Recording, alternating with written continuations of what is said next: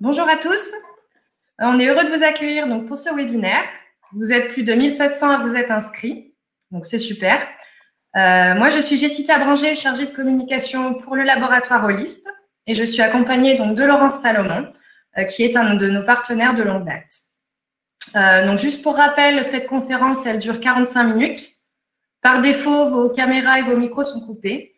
Donc, si vous avez des questions, n'hésitez pas à les poser dans la rubrique chat à droite de votre écran. Nous, au fil de l'eau, on répertoriera toutes les questions les plus récurrentes et Laurence y répondra à la fin pendant à peu près 15 minutes. Si vraiment vous avez des questions personnalisées, dans ce cas-là, n'hésitez pas à les envoyer directement sur contact@holist.com. À l'issue de cette visio, on vous enverra le replay. Voilà. Bah, écoutez, bonne conférence et puis à tout à l'heure, je laisse la place à Laurence. Bonjour à tous. Donc, pour ceux qui ne me connaissent pas, je vais parler brièvement de mon parcours. Donc, j'ai fait des études de naturopathie, le Sénato exactement, et j'ai eu mon diplôme. Donc, c'était des études sur 4 ans, et j'ai eu mon diplôme en 98. Suite à ça, donc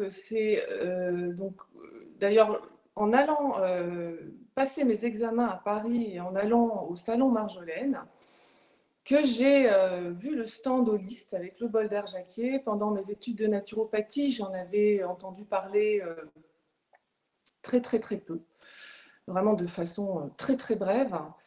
Et donc j'ai essayé sur le salon 2 fois 6 minutes. Entre les deux fois 6 minutes, je suis allée écouter une conférence de Monsieur Jacquier qui intervenait encore à cette époque-là de temps en temps sur des salons. Et là, ressentant les effets physiologiques sur moi, notamment le soir et dans la nuit aussi, le lendemain, je suis revenue au salon pour acheter un bol d'air Jacquier professionnel parce que j'avais été complètement sidérée par les effets.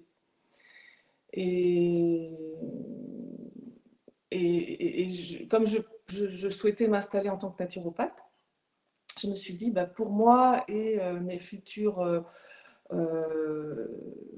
clients, patients, entre guillemets, ça serait formidable d'avoir aussi cette méthode. Voilà. Donc, quand j'ai eu ce diplôme de naturopathie, j'ai pendant une année eu en consultation de nombreux patients, mais parallèlement à ça, je donnais beaucoup de cours de cuisine et nutrition. D'ailleurs, pendant ma dernière année d'études aussi au Sénato, je donnais beaucoup de cours de cuisine et nutrition, puisque ma passion, c'est la cuisine couplée à la nutrition. Et puis, arrivé à Annecy, plutôt que de continuer les consultations, j'ai préféré ouvrir mon restaurant.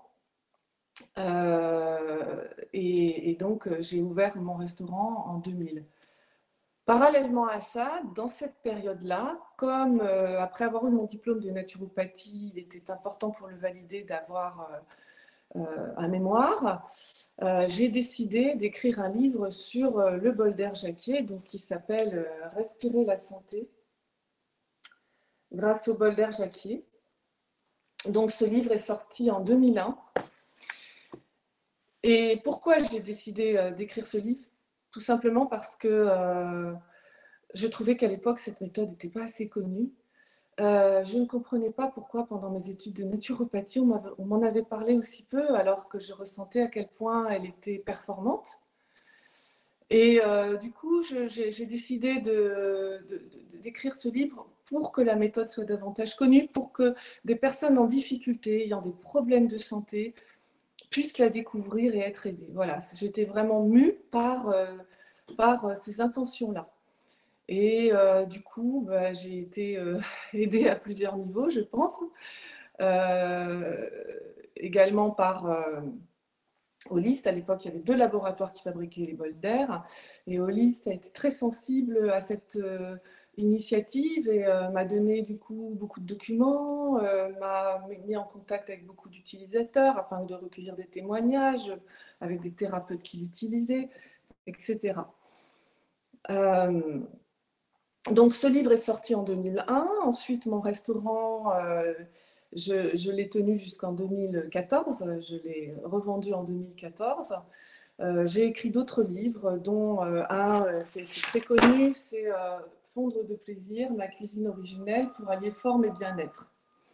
Et puis aussi, Ceci n'est pas un régime, aux éditions Marabout, en collaboration avec le docteur Lilian Le Goff, qui est toujours disponible.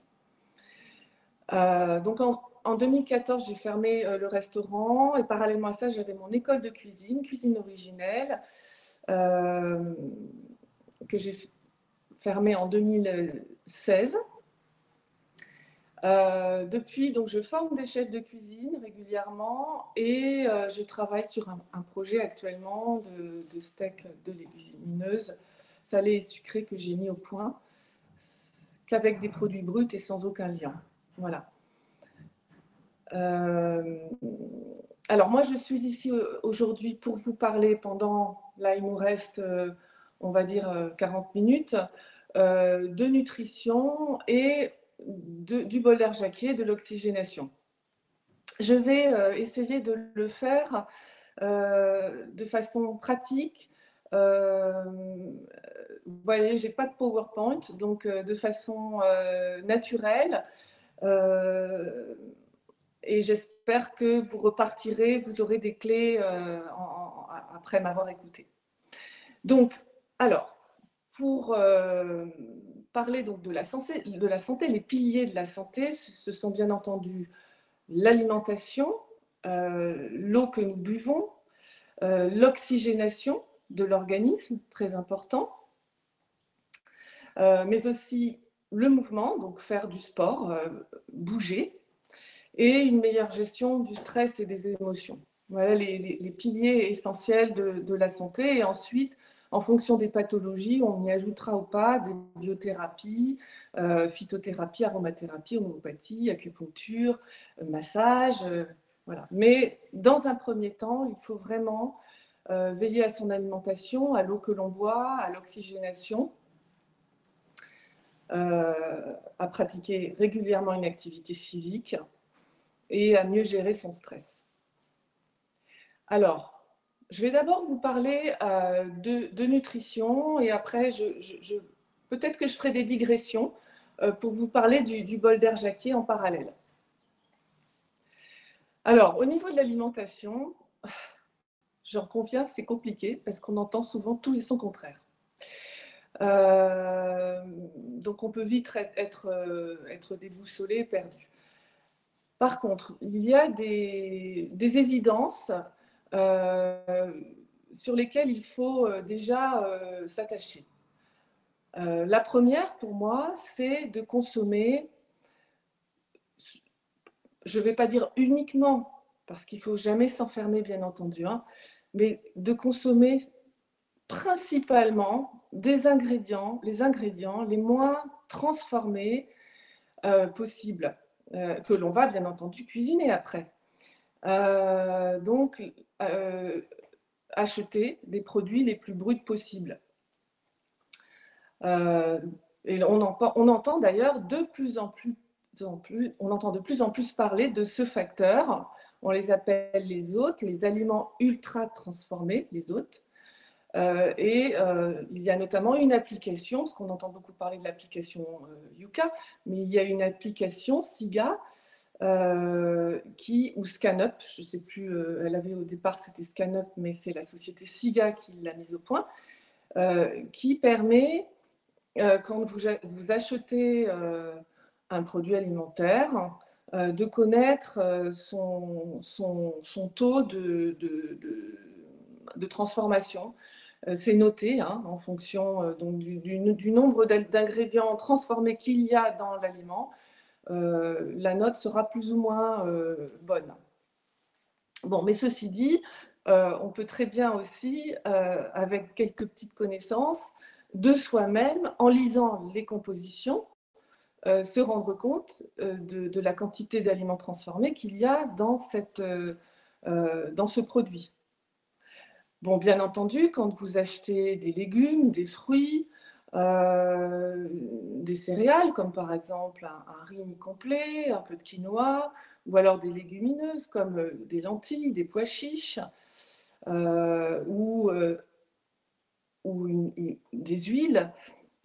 Quoique les huiles, il faut quand même faire une petite explication. Mais bon, il y a des ingrédients, des aliments que vous achetez, vous savez de toute façon que là, ils sont bruts. Hein. Là, je parle plutôt quand vous achetez, je ne sais pas, un paquet de biscuits ou un plat déjà préparé. Voilà. Il faudra donc lire les compositions. Donc, au départ, comme je vous disais, être au plus près de comme la nature nous a donné les aliments, pour être le moins éloigné du vivant qui est en nous. Alors, évidemment, on peut vite dériver. On peut vite dériver, c'est-à-dire dans l'extrême, c'est-à-dire à ne manger que des aliments, du coup, après, plus crus. Donc, c'est la tendance de la raw food. Et brandir cela comme étendard en disant qu'il faut manger que cru, qui pour moi n'est pas juste non plus. Vous verrez dans mon discours, je suis beaucoup dans le juste milieu, hein, l'équilibre. Bon, donc déjà, quand vous faites vos courses, l'idée c'est d'acheter donc des légumes, des fruits, quelques céréales, donc brutes bien sûr, les farines mi-complètes, de préférence de blé ancien et moulu à la meule de pierre. Attention, il faut bien qu'il y ait la mention de pierre, parce que juste moulu à la meule, cela signifie qu'il y a aussi eu des passages en cylindre. Donc vraiment, il faut qu'il y ait écrit moulu à la meule de pierre. Et maintenant, on trouve de plus en plus, même dans le réseau Biocoop, des farines issues de blé ancien moulu à la meule de pierre. Voilà. C'est pas compliqué au final d'avoir un petit stock de farine de cette qualité-là. Hein. Et pour qu'elle se garde plus longtemps, sans attirer les mites alimentaires, eh bien, il faut la garder au réfrigérateur. Ça, c'est important. Quand arrive l'été et qu'il fait très chaud, il y a beaucoup de choses qu'il faudrait stocker au réfrigérateur pour éviter les mites alimentaires. C'est la seule solution pour les empêcher de proliférer d'ailleurs. Donc, c'est demande d'avoir des frigos assez importants puisqu'on y placera aussi les céréales, les oléagineux, les fruits séchés, parce que là-dedans aussi, elles peuvent proliférer sous l'effet de la chaleur. Voilà, donc je vous disais donc les produits les plus bruts possibles. Alors, ça va concerner, je vous ai parlé des farines, donc vous pouvez alterner les farines de blé. Là, je parle pour vos préparations culinaires, que ce soit une pâte à tarte ou un gâteau, par exemple, avec farine, pourquoi pas aussi de petit épeautre, toujours moulu à la meule de pierre. Si vous n'avez pas de farine, si vous achetez une farine de petit épeautre qui n'est pas à la meule de pierre, mais c'est quand même une farine de petit épeautre, c'est bien aussi. Voyez, alterner aussi avec, pourquoi pas, des farines donc sans gluten. Hein. On peut aussi cuisiner avec la farine de riz, complète ou mi-complète, farine de châtaigne. Pour le sarrasin, on peut aussi avoir un petit moulin à café et ponctuellement avoir du sarrasin en grains non torréfié et moudre soi-même, parce qu'on n'en a pas besoin de beaucoup, moudre soi-même ce sarrasin pour avoir ponctuellement une farine. Donc au niveau des produits bruts que l'on va trouver, notamment surtout en magasin biologique, il y aura tous les oléagineux. Donc les oléagineux, ce sont les noisettes, les noix. En hiver, je vous recommande de manger des noix parce que c'est la saison. Et vous remarquerez d'ailleurs que quand arrivent les beaux jours, vous n'en avez plus envie. Par contre, en hiver, quand arrive l'automne, on a envie de noix. Je parle des noix de chez nous, hein, les noix de Grenoble. C'est vraiment un oléagineux de choix, bourré d'oméga 3, excellent pour le cerveau. On fait d'ailleurs souvent l'analogie de la forme des deux cerneau de noix avec les 2 hémisphères cérébraux. Donc au niveau des oléagineux, on a aussi les graines de courge, les graines de tournesol, les graines des sésames, de lin. Et à ce propos, je voudrais vous parler d'un petit déjeuner excellent qu'a mis au point France Guillain, et je la salue pour ça, je la remercie pour ça. C'est le miam aux fruits. Alors, le miam aux fruits, vous en avez certainement entendu parler. Il s'agit donc d'écraser une demi-banane avec 2 cuillères à soupe d'huile de colza, première pression à froid. Bien sûr, je vous parlerai des huiles après. Donc 2 cuillères à soupe d'huile de colza, un bon filet de jus de citron et des oléagineux moulus, fraîchement moulus si possible avec un moulin à café. Sinon, vous pouvez les moudre pour 3 jours et les garder dans un bocal fermé au réfrigérateur. Donc, il faudra donc ajouter dans cette banane écrasée avec le jus de citron et l'huile de colza 2 cuillères à soupe rases d'un mélange de graines de lin, graines de sésame, pourquoi pas graines de chia moulues, et 1 cuillère à soupe d'un mélange de plus grosses graines, donc c'est-à-dire courge, noix du Brésil, noix de Grenoble, noisettes, amandes.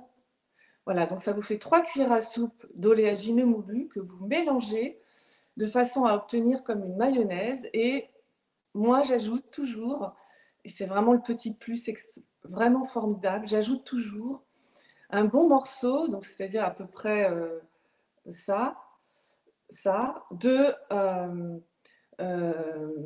gingembre frais râpé.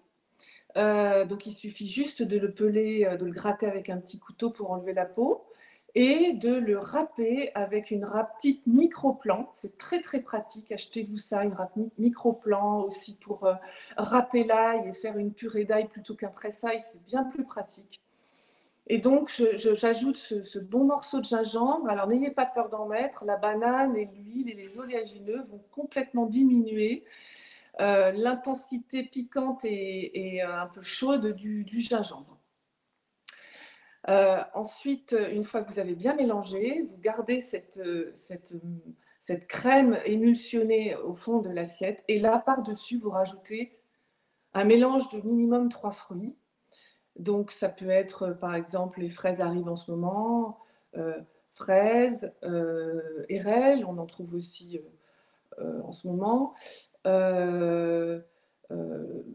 Quand on est en intersaison, même l'hiver aussi, on peut mettre quelques fruits exotiques comme un peu d'ananas, de mangue, des poires, des pommes, bien sûr, en petits morceaux, kiwi. Alors, bien sûr, comme c'est un petit déjeuner, si vous avez ensuite 2 autres repas dans la journée, c'est-à-dire le déjeuner et le dîner, ne prenez pas un miam aux fruits trop gros. C'est pour ça qu'il faut mettre une demi-banane. D'ailleurs, France Guillain insiste bien là-dessus, notamment pour la teneur en glucides. C'est le rapport glucides, sucre des fruits et gras qui va faire que ce petit déjeuner va maintenir une glycémie stable jusqu'au déjeuner sans fringales. Alors que si vous déséquilibrez ce rapport, eh bien, il peut y avoir effectivement une hypoglycémie réactionnelle. Donc vraiment une demi-banane, voire une entière si la banane au départ, parfois il y a vraiment des toutes petites bananes. Mais en ce moment, les bananes sont très grosses, donc plutôt une demi-banane. Et là, le reste de banane qui reste se garde très bien. Vous mettez un tout petit film alimentaire au bout, vous la laissez à température ambiante, le lendemain, elle est parfaite. Donc, au niveau des fruits que vous allez ajouter au-dessus, je vous recommande par exemple juste un demi-kiwi. Vous gardez le demi filmé au réfrigérateur pour le lendemain. 3 fraises, 1 cuillère à soupe d'érelles et un quart de mangue, par exemple. Moi, j'ajoute de temps en temps un petit peu, notamment en hiver, d'orange ou de pamplemousse, mais très peu. Un quart d'orange, un quart de pamplemousse, quelques petits cubes. Parce qu'au goût aussi, je trouve ça très, très, très agréable. Donc voilà pour ce petit déjeuner. que je trouve formidable. Et je crois d'ailleurs que quand l'organisme s'y habitue, il est tellement bon pour la santé. Vous voyez, ce sont que des produits bruts là, au final, hein. Parce que même un bon pain biologique au pur levain, la farine a déjà été transformée. C'est très bien aussi, hein. Puis bon, bah, le pain, on pourra le réserver, une petite tranche de pain pour plutôt les repas du midi ou du soir, en guise de céréales. Mais vous pouvez alterner, bien sûr, ce petit déjeuner. Pas obligé de manger que le miam aux fruits. Enfin, vous verrez à l'utilisation, à la consommation, que à force, votre corps vous le demande. J'ai souvent vu des gens qui s'en détachaient parce qu'il n'était pas bien réalisé. Donc, quand il est déséquilibré, bah, vous imaginez quand il y a une banane entière, trop de fruits, bah, évidemment, on ne le digère pas bien et puis on a vite fait de dire ah bah non, le miam aux fruits, ça ne va pas. Il faut déjà bien le réaliser. Mais enfin, vous pouvez alterner ce petit déjeuner avec, par exemple, du pain biologique au pur levain, de farine de blé ancien ou de petit épeautre, ou même de farine de blé bio plus moderne, légèrement toasté, avec un petit peu de purée d'amandes ou de noisettes, un filet de miel, donc par exemple 2 tranches, un fruit, par exemple un kiwi ou une orange, une demi-orange coupée en morceaux, et puis un bon thé vert ou noir, comme vous le sentez. Alors on entend souvent parler, notamment la mode en ce moment, c'est de dire le matin, il faut éviter le sucre et manger surtout protéines et lipides le matin, pas de glucides. Alors la raison à ça, elle est logique d'un côté et illogique de l'autre. Logique d'un côté parce que après le jeûne de la nuit, si l'on s'abstient de glucides le matin, l'organisme, pour trouver donc l'énergie et le glucose, va avoir tendance à avoir recours donc aux réserves de glycogène dans le foie et les muscles, et d'aller donc déloger les graisses de réserve pour cela. Donc, effectivement, vu sous cet angle-là, prendre un petit déjeuner uniquement lipidique, par exemple, un œuf à la coque avec des oléagineux, et pourquoi pas un morceau de fromage, ou une tranche de jambon en plus pour ceux qui en mangent. Oui, de ce point de vue-là, en imaginant qu'on se dit comme ça qu'on perdra plus facilement, on va aller déstocker les graisses de réserve, oui, pourquoi pas. Or, le problème, et là c'est mon argument contre, c'est que la sensibilité des tissus à l'insuline est plus importante, beaucoup plus importante le matin et le midi. Et donc, cela veut dire que l'on va bien mieux utiliser les glucides le matin et le midi. Donc, c'est peut-être pas un hasard si, en tout cas dans nos régions, dans nos pays occidentaux, on est habitué à un petit déjeuner plus glucidique le matin. Parce que en se forçant à manger protéines et lipides le matin, parce qu'on peut aussi se forcer en se disant que c'est mieux pour perdre du poids, on peut aussi déséquilibrer son rapport à l'alimentation, puis du coup avoir des craquages de sucre plus importants, et notamment par exemple le soir, avec un dessert trop sucré, trop de sucre le soir, grignotage du sucre aussi après le dîner, hop, retourner dans le placard et manger du chocolat ou des biscuits, ou à un moment qui ne sera pas du tout opportun, parce que là c'est juste avant la nuit. Donc attention à ces injonctions, écoutez-vous.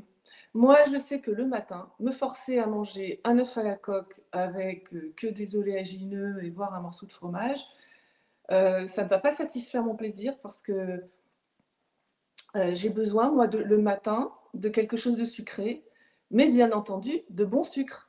Ça sera le sucre des fruits, le sucre éventuellement d'un petit peu de miel, et surtout, ouais, c'est sûr, si je prends aussi, par exemple, petit déjeuner avec tartine, de bon pain biologique au levain, il y aura aussi le glucide de cette farine.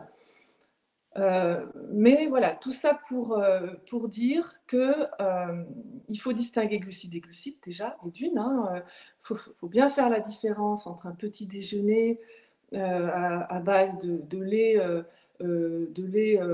pasteurisé ou UHT avec des mauvaises céréales dedans, qui sont des bombes de mauvais sucre vides de nutriments et pleines de calories que l'on va stocker, d'un petit déjeuner glucidique comme le miam aux fruits ou comme le petit déjeuner à base de pain comme je vous l'ai expliqué, ou de flocons d'avoine avec un petit peu de lait végétal le moins sucré possible comme le lait d'avoine, et puis une demi-banane écrasée, quelques fruits frais par exemple, et quelques oléagineux dedans. Voilà, ça c'est un autre petit déjeuner possible.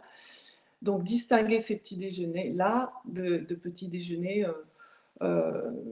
très sucrés, ou alors à base de biscuits industriels, de brioches faits avec de mauvaises farines, qui sont vraiment, à la longue, vraiment délétères pour l'organisme. Toutes ces brioches que l'on peut acheter en supermarché, faites à base de mauvaise farine, de blé extrêmement raffiné, de blé moderne, cultivé à force d'engrais et de produits chimiques, que l'on retrouve aussi après, notamment le glyphosate dans le blé, à bannir, vraiment à bannir.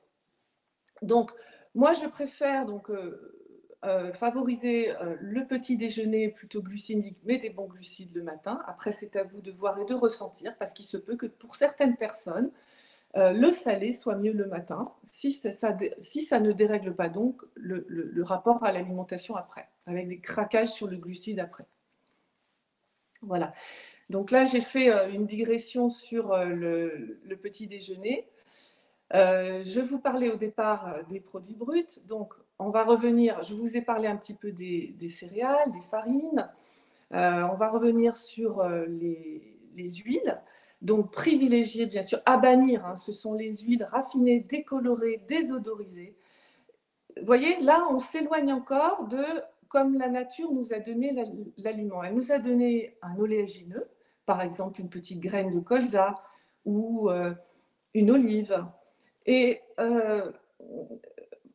pour produire, par exemple, une huile de colza désodorisée, donc qui n'a plus de goût, qui est décolorée, donc qui est d'un jaune très très très pâle, presque transparente, alors qu'à l'origine, l'huile de colza, elle a un goût entre la noisette et la noix, et elle est très jaune comme les champs de colza. Eh bien, on va passer par des procédés physico-chimiques qui vont forcément endommager ses qualités nutritionnelles.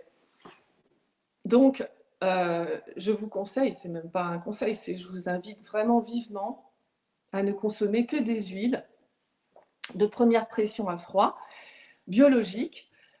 Pour l'huile d'olive, là, il est très très facile de la trouver. Vous avez des huiles d'olive douces qui sont plus adaptées à la cuisson pour cuisiner, et les huiles d'olive plus fruitées que vous allez pouvoir utiliser plus en assaisonnement pour varier les goûts, parce qu'il y a des fruités verts, des fruités noirs. Donc, si vous vous intéressez à l'huile d'olive, vous pouvez avoir plusieurs flacons.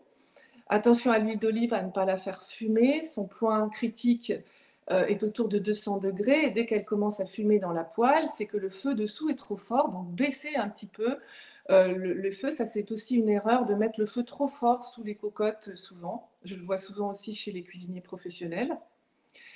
Vous pouvez aussi utiliser pour la cuisson l'huile de coco, que l'on trouve en désodorisé ou avec ce léger petit goût de coco. Moi, personnellement, je la préfère avec ce léger petit goût de coco, même si l'on n'a pas une recette spécifiquement exotique, ça ne dérange en rien.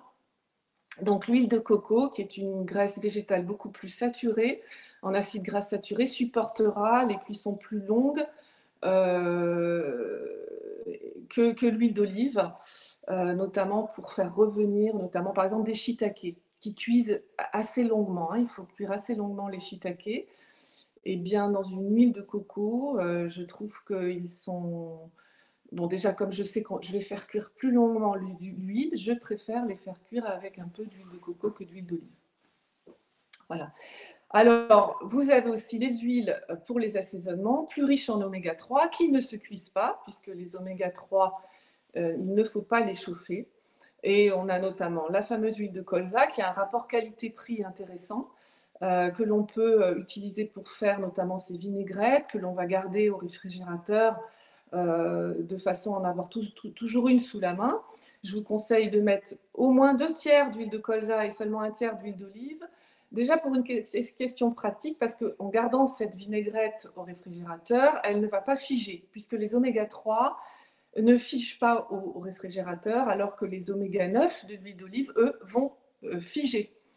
Donc, vous allez sortir votre vinaigrette qui ne sera pas prête pour l'utiliser tout de suite parce qu'elle sera figée. Vous serez obligé d'attendre, ce qui sera pénible. Alors que si vous mettez 2 tiers d'huile de colza, eh bien, elle restera donc liquide. À noter aussi que ces bonnes huiles polyinsaturées riches en oméga 3, il faut les garder une fois que la bouteille est ouverte au réfrigérateur parce qu'elles rancissent très vite. C'est le cas de l'huile de colza, mais encore plus de l'huile de noix qui va rancir très vite. L'huile de lin, si vous en achetez, moi je préconise plutôt d'utiliser les graines de lin entières moulues, par exemple le matin dans le miam aux fruits.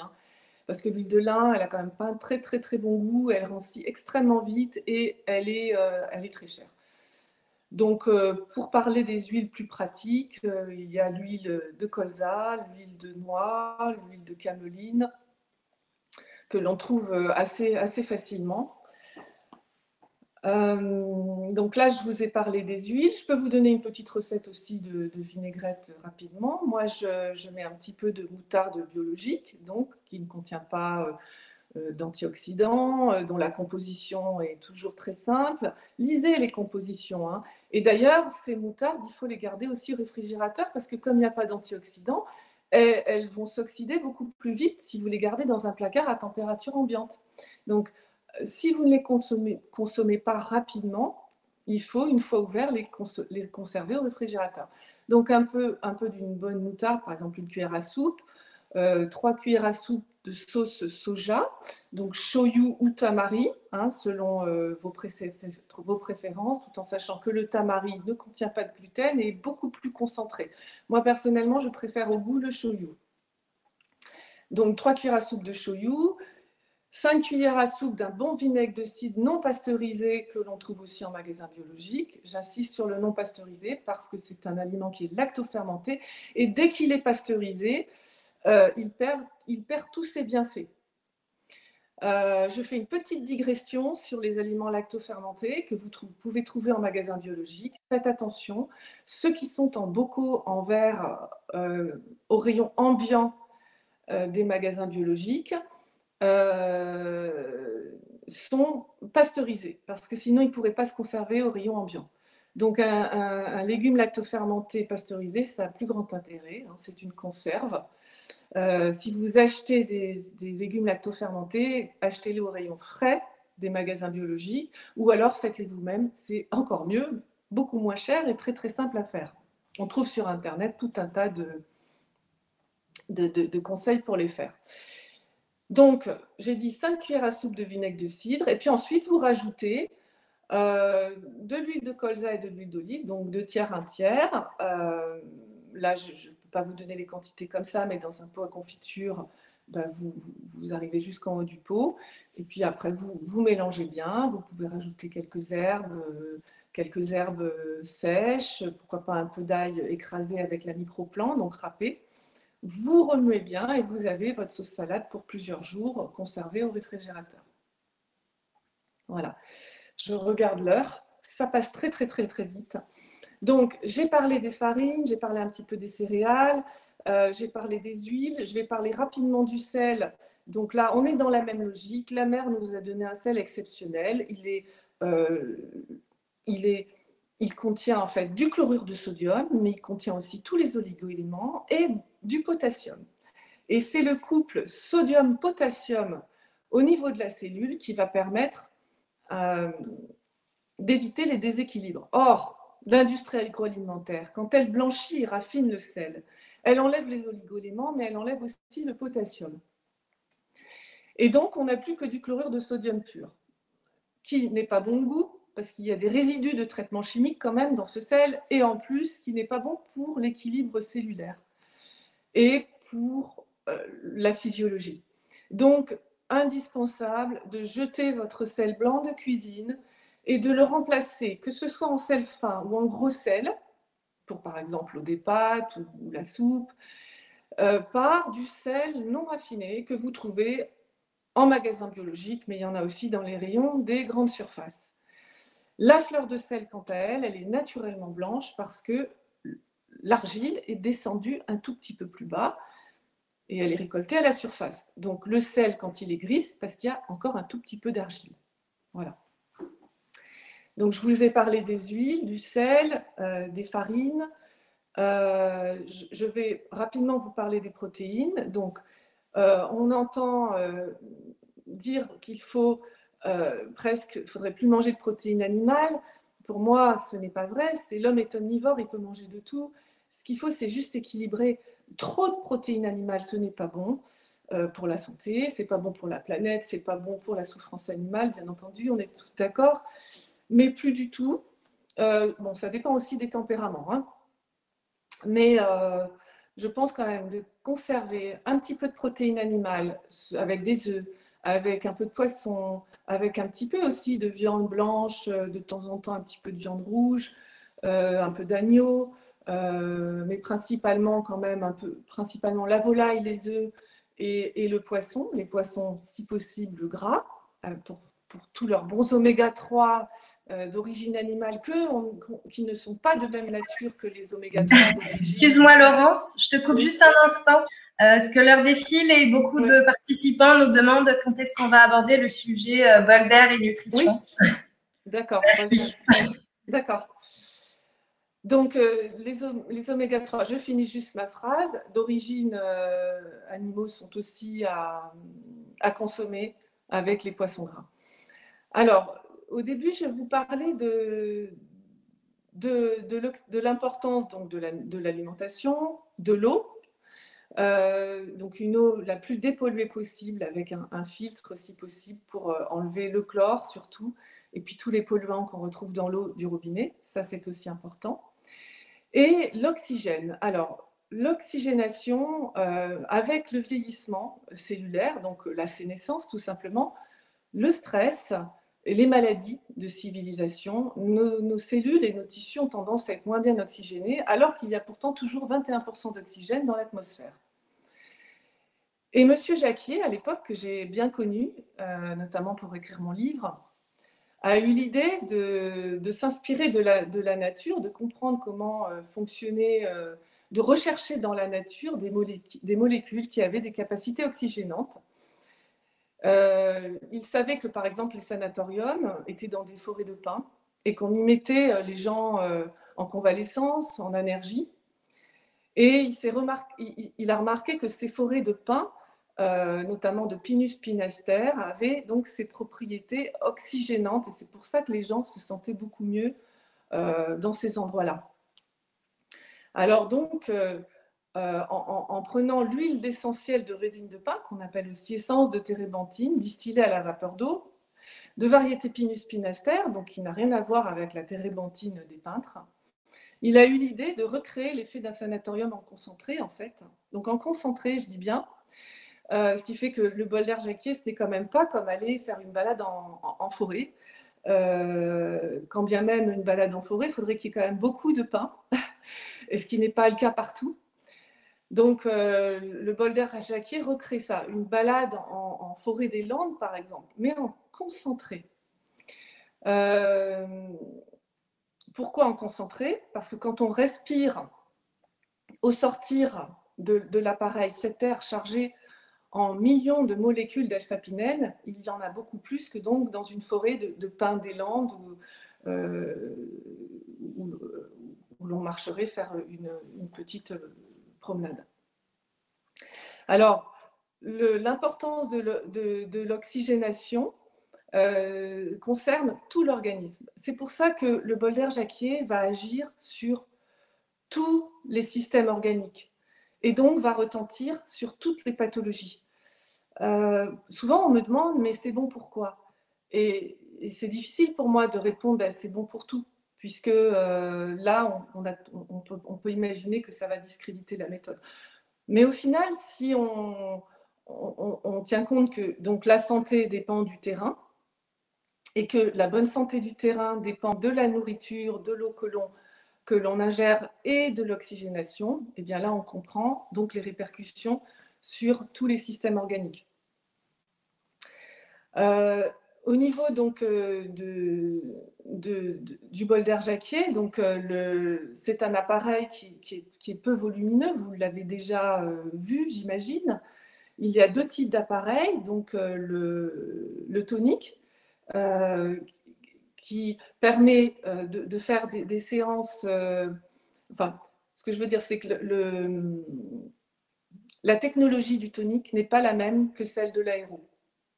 Et donc, le tonique est très efficace, mais il faudra faire par exemple 2 fois 6 minutes par jour pour avoir la même efficacité qu'avec l'aéro en faisant 2 fois 3 minutes par jour. Voilà. Mais le tonique est aussi très bien. Après, le confort de l'aéro, bien entendu, c'est moins bruyant, c'est plus de molécules d'alpha-pinène peroxydées au sortir de l'appareil. Voilà. Alors, le bol d'air Jacquier va agir sur toutes les pathologies et va aussi permettre, en complément donc d'une bonne alimentation, de mieux assimiler les nutriments et de mieux éliminer les déchets. Et ça, c'est très, très important. On remarque notamment chez les personnes en surpoids une diminution de la masse graisseuse et une augmentation de la masse maigre. Alors, la masse maigre, ce n'est pas seulement les muscles, hein, c'est tous les tissus, les tendons, les organes, les ligaments, les muscles. Donc, on va, sans changer son alimentation, sans faire davantage de sport, en pratiquant que le bol d'air Jacquier, à raison de 2 à 3 fois 6 minutes par jour, on va constater une diminution de la masse graisseuse et une augmentation de la masse maigre. Tout simplement parce que le travail des mitochondries au sein des cellules, on a environ 1500 mitochondries par cellule, et encore plus dans certains organes comme le cœur. Donc les mitochondries, ce sont comme des petits poumons, micro-poumons, qu'il y a dans chaque cellule, il y en a d'environ donc 1500, qui vont permettre d'utiliser les nutriments grâce à l'oxygène et de les transformer en énergie. Et le bol d'air Jacquier, ça, ce sont des études scientifiques qui ont été faites en Allemagne, ont démontré un meilleur rendement, un meilleur fonctionnement des mitochondries grâce à ces fameuses molécules d'alpha-pinène qui délivrent dans la cellule un oxygène naissant très actif. Alors, il faut savoir que quand on pratique une séance de bol d'air Jacquier, ces molécules d'alpha-pinène, elles vont rester dans le sang pendant environ 4 à 5 heures et elles vont refaire ce cycle, se recombiner à l'hémoglobine du globule rouge, libérer plus facilement un oxygène naissant dans la cellule, et ça pendant environ 4 à 5 heures. Contrairement aux méthodes d'oxygénation plus classiques comme l'oxygène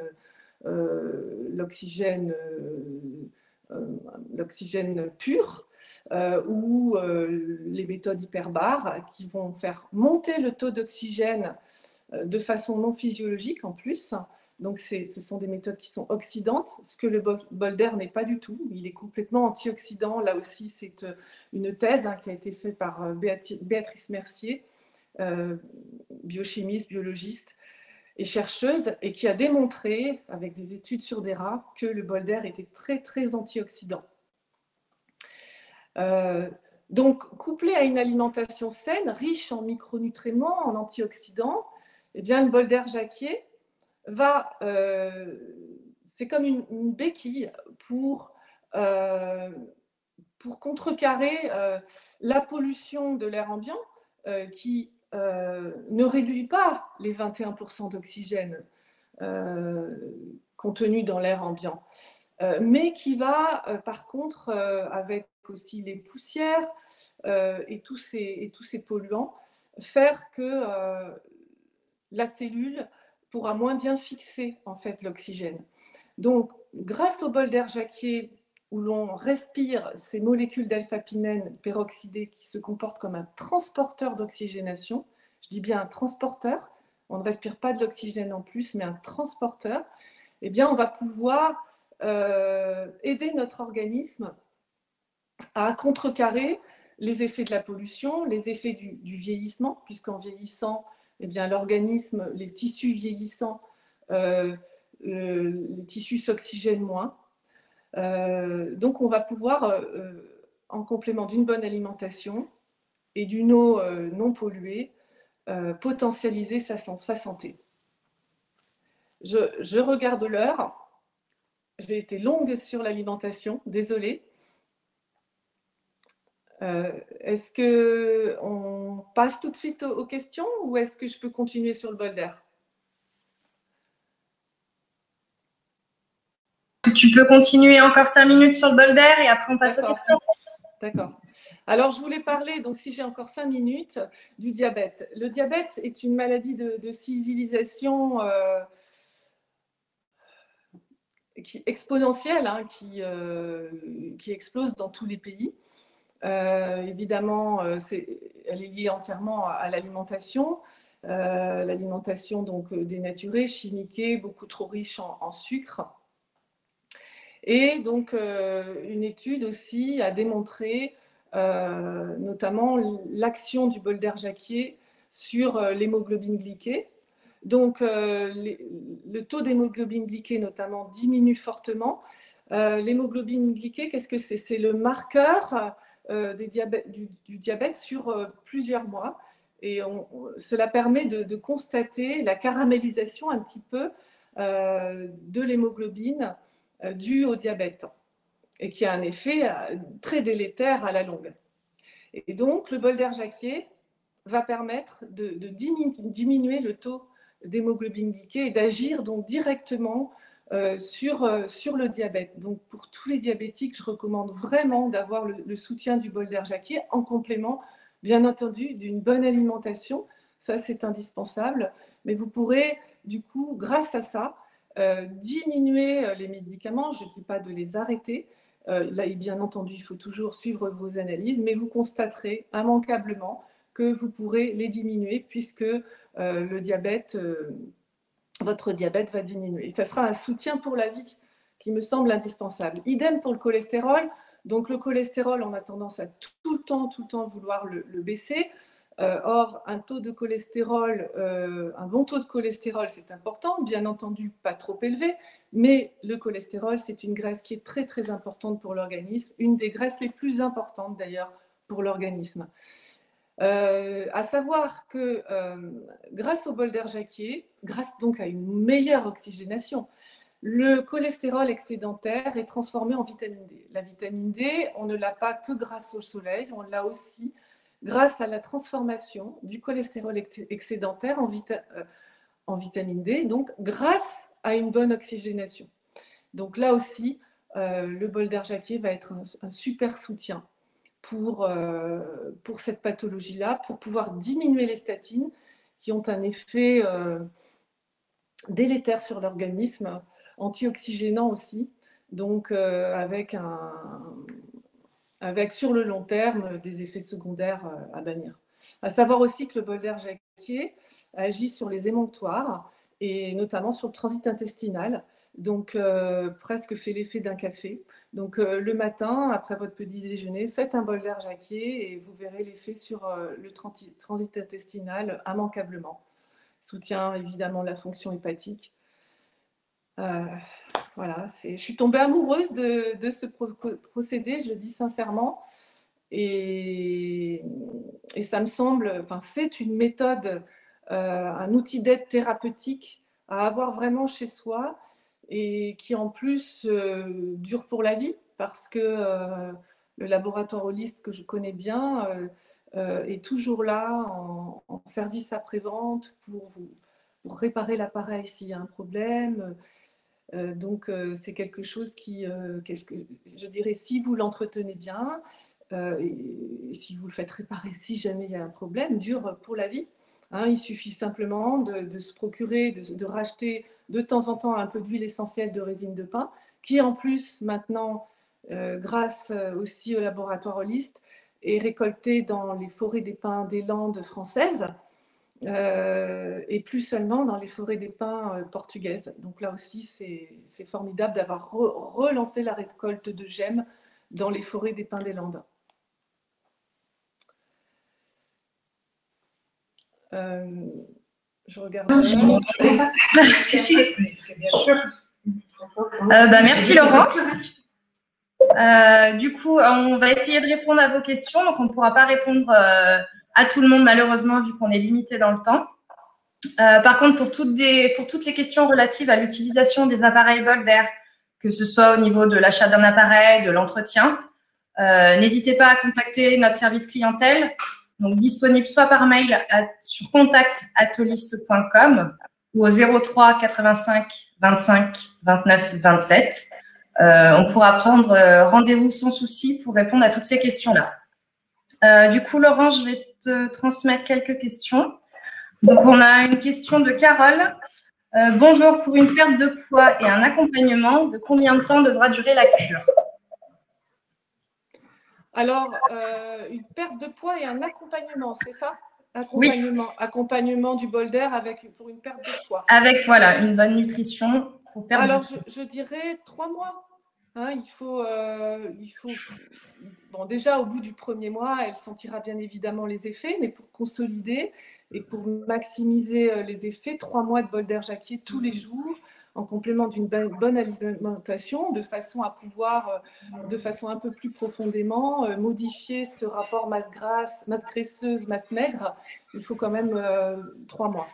J'ai quand même pas pu parler je vais le faire très très brièvement, des repas. 3 repas par jour, petit déjeuner, déjeuner, dîner. Un dîner pris tôt, si possible. Je sais que c'est difficile dans nos sociétés, mais si un dîner pris tôt, et pas trop copieux. Un dîner tard et copieux veut dire pas de petit déjeuner le lendemain matin. Et là, ça y est, on commence à déséquilibrer les repas. Et puis, bien sûr, éviter les grignotages. Le grignotage est à bannir pour la santé. Question suivante. Donc, je crois que tu y as répondu. Le Bolder est-il préférable avant ou après le petit déjeuner? Alors, il faut le faire, le Bolder, quand vous en ressentez le besoin. L'envie, bien entendu, parfois, on ne ressent pas le besoin. Donc, on peut, moi, je le sais, il y a des moments où je n'y pense pas, je le vois, il est sur mon bureau à côté de mon ordinateur, je me dis, ah tiens, oui, là, je vais faire un Bolder. Donc, oui, après le petit déjeuner, c'est parfait. Après le petit déjeuner, pour faciliter notamment les éliminations. Il agit sur l'intestin, il favorise le péristaltisme de l'intestin, donc pour un meilleur transit. Très bien. Que penses-tu du jeûne intermittent et comment bien le faire tout en ne provoquant pas de carence? Alors, le jeûne intermittent. Pour bien le faire, d'ailleurs, toutes les études qui ont été faites sur le jeûne intermittent, c'est quand on enlève le dîner et pas le petit déjeuner. Or, à l'heure actuelle, la plupart des gens suppriment le petit déjeuner. Alors, quand on supprime le petit déjeuner, la plupart du temps, eh bien, on a un dîner tard et trop copieux. C'est mathématique. Or, manger tard et beaucoup le soir, c'est juste ce qu'il ne faut pas faire. Alors, bon, moi, le jeûne intermittent, si ça ne dérègle pas le rapport à l'aliment et n'engendre pas de frustration et de compensation, pourquoi pas, en sautant à ce moment-là le dîner. Mais pour ça, donc, il faudrait pouvoir déjeuner un peu plus tard, le midi, ou alors déjeuner normalement, avoir une petite collation vers 17h, pourquoi pas la pause fruits si on n'en a pas mangé le matin ou autre chose, et puis du coup, ne pas dîner. Mais c'est difficile à mettre en place dans nos sociétés. C'est pour ça que la plupart des gens sautent le petit déjeuner, mais en mangeant trop le soir, donc c'est pas l'idéal. Moi, personnellement, si c'est fait comme ça, c'est-à-dire en sautant le petit déjeuner et en mangeant trop et trop tard le soir, je ne le recommande pas. Ok. On a la banane qui a fait beaucoup débat. Donc, certains ont entendu dire que la banane n'était pas forcément bon le matin. Quel est ton avis? Ben, c'est ce que j'ai dit, c'est parce que non, la banane est un aliment glucidique très bien métabolisé le matin. Comme je le disais, la sensibilité des tissus à l'insuline est beaucoup plus forte le matin et le midi que le soir. D'ailleurs, faites le test de manger une banane le soir, je pense qu'elle passera moins bien que le matin. Donc, non, la banane, je dis bien une demi-banane. Hein, une demi-banane, hein, c'est pas gros une demi-banane, hein, c'est ça, hein, écrasé, c'est pas énorme. Hein. Une demi-banane fait comme selon la recette de France Guillain, avec la quantité d'oléagineux et d'huile de colza, qui va ralentir donc l'assimilation des glucides des fruits. C'est parfait, c'est parfait. Ok. Alors, j'ai encore une question sur les dattes. Certains les recommandent, mais il s'agit de fruits très sucrés avec un indice glycémique très élevé. Faut-il les supprimer de l'alimentation? Non. On peut manger, alors tout dépend des dattes. Il y a les dattes Mechdol qui sont très grosses et très sucrées. Celles-là, c'est vrai qu'elles sont très très sucrées. Mais on va manger une date. Une date, par exemple, en guise de dessert, pourquoi pas, avec 2 noix. Ça peut être un dessert. 2-3 noix et une date. Par contre, les dates d'Eglénour, qui sont plus petites et moins sucrées, celles-là, on peut manger 2, 3, 4 dates sans problème. Et après, bien entendu, ça va aussi être en équilibre avec les autres sucres que l'on aura mangé dans la journée. Le soir, d'ailleurs, vous pouvez faire un bilan en vous couchant, pourquoi pas avant de s'endormir ou à un autre moment, de tiens, qu'est-ce que j'ai mangé aujourd'hui? Alors, il y avait des fruits, ah oui, il y avait des légumes crus et cuits, j'ai pas pu le dire ça aussi, il faut manger du cru et du cuit, pas que du cru, pas que du cuit, les deux.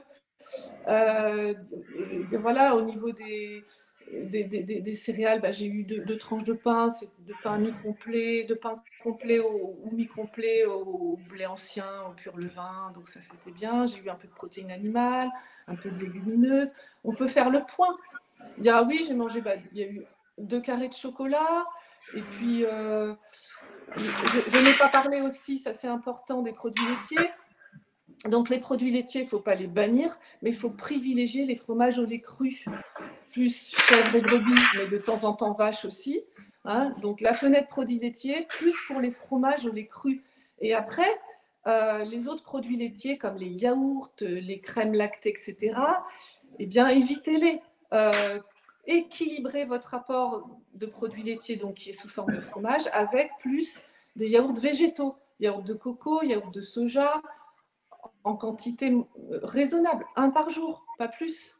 Vous voyez, et ne cuisinez pas à la crème et au beurre. Voilà, c'est toujours une histoire d'équilibre en fait, l'alimentation. Et le but, quand on pratique cet équilibre, c'est que on n'a plus besoin de fonctionner avec la tête, on fonctionne avec ses envies et on est libre de manger. Et on va finir avec la question de Robert. Que conseillez-vous aux lacto-végétariens? Lacto-végétariens. Alors, c'est-à-dire, oui, les végétariens qui mangent complètement végétal, mais qui ont conservé les produits laitiers. Je leur conseillerais de manger quand même des œufs, donc d'être ovo-lacto-végétarien. Mais bon, apparemment, ce monsieur ne peut pas manger d'œufs, peut-être. Mais s'il peut, de ne pas éliminer les œufs. Il faut savoir que dès qu'on élimine un aliment, on va déséquilibrer la balance et consommer trop d'un autre. C'est ça le problème. L'organisme, lui, ce qu'il veut, c'est le juste milieu. Il n'aime pas les à-coups, il n'aime pas les excès. Donc, bon, si par exemple, c'est Gaëtan, c'est ça que vous avez dit? Robert. Si Robert ne peut pas manger d'œufs, donc il mange uniquement des légumineuses, un peu de céréales, des légumes, des fruits, des bonnes huiles, eh bien, je vais lui conseiller de ne pas trop manger de produits laitiers quand même, de réserver donc la fenêtre de produits laitiers pour des bons fromages au lait cru, qu'il peut manger un petit peu à chaque repas, enfin, le midi et le soir éventuellement. en petite quantité, ou voire que le midi. Il faut qu'il suive aussi au niveau digestion, ce qu'il ressent.